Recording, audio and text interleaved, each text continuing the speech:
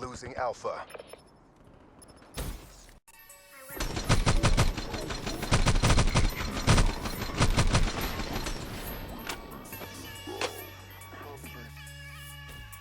So that was U1z PR Chaos there in that opening clip, getting that nasty quad fury kill in that game of domination. And with Chaos providing you guys with that opening highlight clip, he is the second guest gameplay for this week. Welcome to my Call of Duty gaming channel. I am Nessinator. Now, in this guest gameplay, you guys are going to watch Chaos navigate through the map Fringe in a game of Kill Confirmed using the Kuda all diamond out. And yes, this is another nuclear gameplay here on the channel. As a matter of fact, I think all the guest gameplays I have for you this week are nuclear gameplays, oddly enough. So I have great content in store for you guys. Hopefully you stay tuned. Now, to touch on Chaos a little bit, I'm going to tell you guys about Chaos. For those of you guys that are new viewers, first-time subscribers, whatever the case may be, U1z PR Chaos is my brother. He is the AOVI clan leader, and he is the person that taught me everything in the beginning about Call of Duty that I needed to know to even start playing this game. It was back in 2009 that I moved back in with my brother. Before that, I was living on my own, you know, work, college, girlfriend, all that stuff. I wasn't really playing games that much before 2009. I just had a lot of stuff going on in my personal life. But when I moved back with my brother, I noticed that he was still an avid gamer, and I used to spend hours on hours watching him play, man. I used to watch him play Gears of War 3, the first Black Ops, you know, that was around 2009. And he was just out there playing by himself, pub stomping by himself. And I just took notes, man. I really did. I just used to love watching him play. Just like you go on YouTube here and you watch the pros play, like Scumpy and Nadeshot, or, you know, TP or Clayster, or whoever, Nameless, whoever is your favorite MLG player out there. You watch them play and you take notes. You kind of see how they kind of, you know, run the map, the call outs, everything like that. And I used to watch Chaos do that in both, like I said, Call of Duty and Gears of War. And, you know, again, when I decided to pick up the sticks, he was a large part of me becoming the player I am today, so I thank him for that. Now, Chaos's playstyle is a lot like just, you know, the typical really, really good pub stomper. You know, his score per minute is up there in the 500s. You know, his KD's up there in the 2.9, 3.0 range, stuff like that. And you can learn a lot from watching these guys play. You really can. And that's how I got into the whole Call of Duty thing. So show Chaos you enjoyed this gameplay. Smack that like button. Give a comment down below.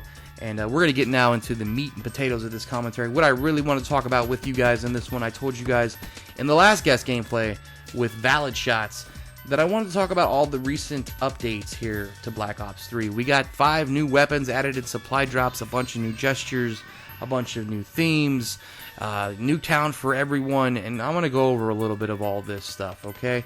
So first and foremost, the new town for everyone, I saw it coming. I made this commentary, of course, in the beginning, saying that just like the new town of Black Ops 2, it's going to be exclusive in the beginning. It's going to have its own playlist. It's going to be for the people that pre-ordered the game. But after a few months, after the first DLC map pack and all that, they are going to start putting that map into the regular map rotations in the regular playlist. And sure enough, they decided to do that. I have played a couple of games already here on Nuketown, and I got to tell you, it doesn't feel as crazy as I thought it would. Maybe again that's because I play with the team. It is still a bit chaotic, and it definitely is not one of my favorite maps here in Call of Duty. Never has been. Would I rather play Nuketown or Combine? Probably Combine. Never been a big fan of Nuketown, man. That's just me. But it's still not bad. I don't mind it. Again, anytime that they add new maps to the game, I'm all for it. I'm all about having the choice to play something different. I don't want the game to be stale. I don't want to sit there and not get the DLC and continue to play noobs. Like all these people out there that are saying, oh, get refund, take the DLC out, the maps are awful.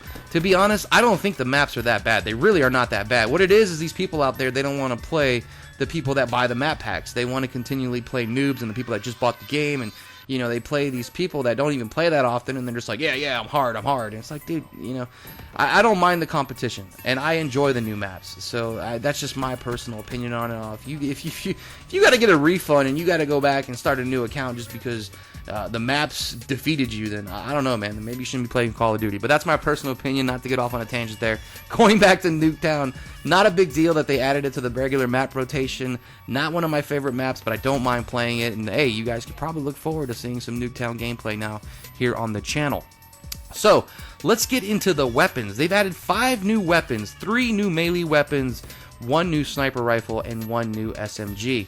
Now, of course, with this new SMG that everybody's been talking about, which is a remade, reskinned MP40, which is in World at War. That was what it was in, I think. And now it's called the HG40. And I've seen some gameplay here on YouTube, and it looks all right. I mean, it looks like a good SMG, but everybody keeps saying that all this stuff is pay to win. And again, I don't believe this is a pay to win type of situation, because none of these games, none of these guns are game breaking. None of these guns are going to give you a competitive advantage, quote unquote. You know, they're just guns that they're adding to the game. I honestly don't think that gun looked any better than the Kuda that you see here in this gameplay, or the VMP. So again, it's not pay to win. I think people are just upset that they don't get access to these weapons, and then that their way of crying about it is saying, hey, it's pay to win, you know, and why do I have to pay to get the weapons?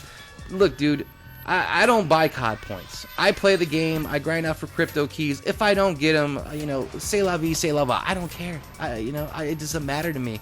I'll keep playing the game. I'm okay with the base weapons. As far as the melee weapons go, I did have the fortune of picking up the MVP baseball bat and going ham on a few people with it. That was actually a really cool melee weapon. If you hit the X button, he points off into the distance like Babe Ruth did. And yeah, it's actually really, really cool.